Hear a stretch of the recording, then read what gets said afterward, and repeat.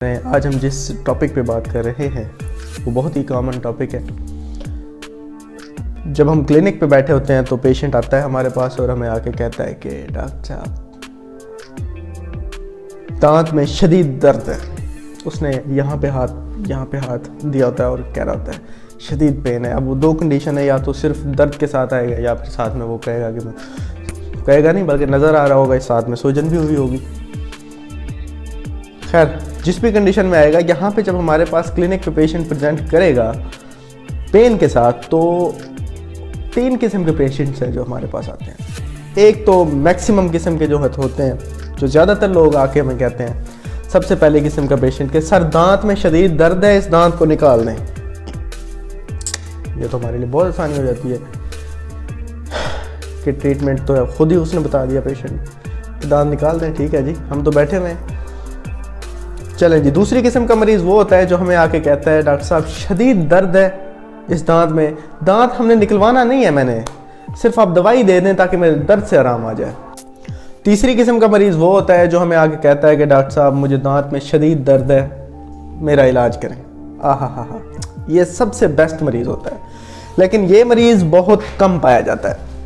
तो वो जो पहली 2 किस्म के मरीज़ थे वो बेसिकली डॉक्टर के पास ट्रीटमेंट के लिए आए नहीं थे। डॉक्टर के पास बेसिकली वो एक शॉपिंग करने आए थे। एक ने इस चीज़ की शॉपिंग करनी थी कि उसका दर्द ख़त्म हो जाए, एक ने इस चीज़ की शॉपिंग करनी थी कि उसका दांत निकल जाए। शॉपिंग बेसिकली ये होती है कि प्री डिसाइडेड होता है कि आपने जाके ये चीज़ ले लेनी है, लेकिन जब आप डॉक्टर के पास जाते हैं तो होना ये चाहिए कि आप उस पर छोड़ें।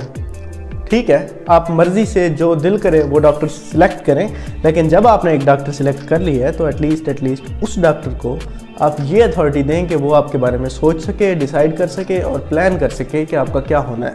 लेकिन जब ये एक प्रेजेंटेशन होती है कि पेशेंट को पेन है, वो पेन के साथ हमारे पास आया है, तो अब लोगों को कन्फ्यूजन ये होती है कि यार एक तो इलाज है कि दांत निकलवाना, बड़ा प्रिडिक्टेबल सा इलाज है कि इसमें दर्द का भी आराम आ जाएगा, और ये होता आ रहा है, होता आया है और होता रहेगा भी सी शायद। तो इसमें एक पेशेंट की पहले से माइंड मेकअप होता है कि भाई ये दांत निकलवा लेंगे, ये ऐसे होता है। उसे किसी ने कहा होता है, उसने काफ़ी लोगों का ये देखा हुआ ट्रीटमेंट है। एक और ट्रीटमेंट है जिसे हम कहते हैं रूट कैनाल ट्रीटमेंट। ये भी काफ़ी केसेस में पॉसिबल होता है जब पेशेंट आता है पेन के साथ, स्वेलिंग के साथ। लेकिन अक्सर पेशेंट जो है वो नाम ही पहली दफ़ा सुनता है रूट कैनाल ट्रीटमेंट का, तो इसलिए वो फेमिलियर नहीं होता है इस ट्रीटमेंट के साथ। उसे होता है कि शायद ये फेल हो जाए, उसे ये भी होता है कि शायद दर्द का आराम ना है, उसे ये भी होता है कि शायद पता नहीं क्या हो जाए, और थोड़े से इसमें पैसे भी थोड़े से ज़्यादा होते हैं। अगर आपको ये नहीं पता कि रूट कैनाल ट्रीटमेंट होती क्या है, तो ऊपर लिंक दिया हुआ है मेरी पहले की वीडियो जिसमें मैंने ये बताया कि रूट कैनाल ट्रीटमेंट क्या होती है। अब ये है कि क्या कराना चाहिए, दांत निकलवा लेना चाहिए या रूट कैनाल ट्रीटमेंट करवा लेनी चाहिए। अब सबसे पहले तो मैं आपको फ़ायदे बताऊंगा दांत जो है वो निकलवाने के। बहुत फ़ायदे हैं दांत निकलवाने के। सबसे पहला जो फ़ायदा है वो ये है कि जब आप दांत निकलवा लेंगे तो ना रहेगी बांस, ना बजेगी बांसुरी। दांत ही गया तो आपका दर्द भी ख़त्म, सबसे बड़ा फ़ायदा। दूसरा फ़ायदा ये कि on the spot instant treatment है, फ़ौरन आपका इलाज हो जाएगा। तीसरा थोड़ा सा सस्ता भी लगता है, तो इसलिए भी ये फिजिबल है लोगों के लिए। अब ज़रा नुकसान की बात कर लेते हैं कि दांत निकलवाने के नुकसानात क्या है। नुकसानात में जी सबसे पहले जो नुकसान है वो ये है कि टूथ एक ऑर्गन है, एक जिसका एक काम है, और वो काम क्या है कि आपको चबाने में हेल्प देते हैं।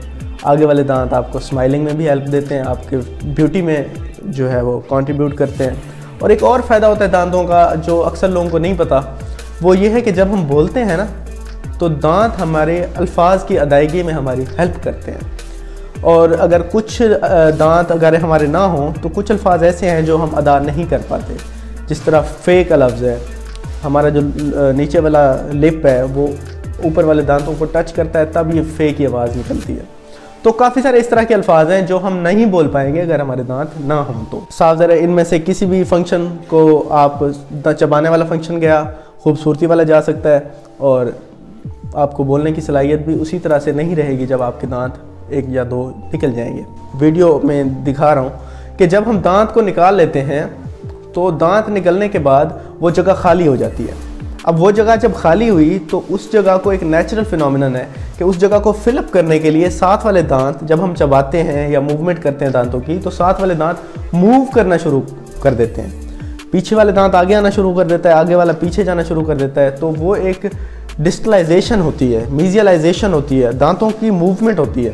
और इसी तरह जो नीचे वाला दांत है उसकी पैथोलॉजिकल एरप्शन होती है, वो ऊपर आना शुरू हो जाता है दांत। तो जो उसके नीचे है, जो उसके साइडों वाले दांत हैं, सारे उसकी जगह को भरने के लिए, वो गैप को फिल करने के लिए अपने रास्ते से, अपनी जगह से हिल जाते हैं। तो जैसे ही वो अपनी जगह छोड़ते हैं तो उसकी जगह जब हड्डी से दांत हिलेगा तो एक तो वो गैप क्रिएट होगा, उस गैप को फिल करने के लिए फिर वो साथ वाले दांत, फिर एक सारे दांत जो है ना हिलने आपके शुरू हो जाएंगे और गैप क्रिएट होना शुरू हो जाएगा ओवर द टाइम। ये पहले दिन नहीं होगा, दूसरे दिन नहीं होगा, ये पहले साल भी नहीं होगा शायद इतनी विजिबल, लेकिन ओवर द ईयर्स ये चीज़ होती रहेगी और आपको बाद में जब फील होगा तो आपके सारे दांत जो है ना अपनी जगह से हिल जाएंगे। और जब दांत जगह से हिलते हैं ना तो आपको जब चबाते हैं तो चबाने का जो अमल है वो डिस्टर्ब होता है, जिसकी वजह से आपके ये जो, जिन्हें हम ये कहते हैं TMJ, ये जो जॉइंट होता है जिसमें आपकी जो नीचे वाला जो जबड़ा है वो मूव करता है, वो जॉइंट जो है उस पर जो है वो अनइवन सा इम्बैलेंस सा प्रेशर पड़ता है, जिसकी वजह से आपको ये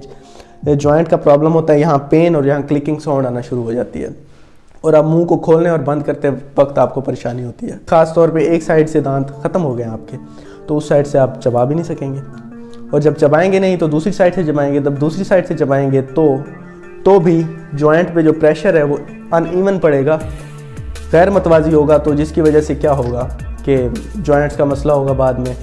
अब हम साथ में बात करते हैं कि अगर हम रूट कैनाल करवा लें, रूट कैनाल करवाने के फ़ायदे इसके ये हैं कि आपका दांत बच जाएगा, जहाँ पे है वहीं पे रहेगा, उसका इन्फेक्शन भी ख़त्म हो जाएगा, ट्रीटमेंट हो जाएगी उस दांत की, और नतीजतन ये होगा कि जब वो दांत आपका बच गया तो अब वो जो सारे इफ़ेक्ट्स आने थे दांत के निकलने के बाद वाले, उन सब से आपको जान छूट गई। अब आपका मुंह में स्टेबिलिटी है वैसे की वैसे, आप उस दांत से खा भी रहे हैं, चबा भी रहे हैं, और वो दांत आपको दर्द भी नहीं कर रहा और दांत भी उधर का उधर।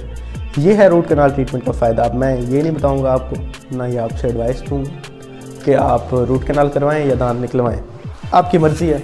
मैंने आपको फ़ायदे भी बता दिए, नुकसान भी बता दिए। अब आपकी अपनी मर्ज़ी है, आपका फ़ैसला है। आप दांत को निकलवाना चाहते हैं तो निकलवा लें, बचवाना चाहते हैं तो बचवा लें। अल्लाह हाफ़िज़, थैंक यू।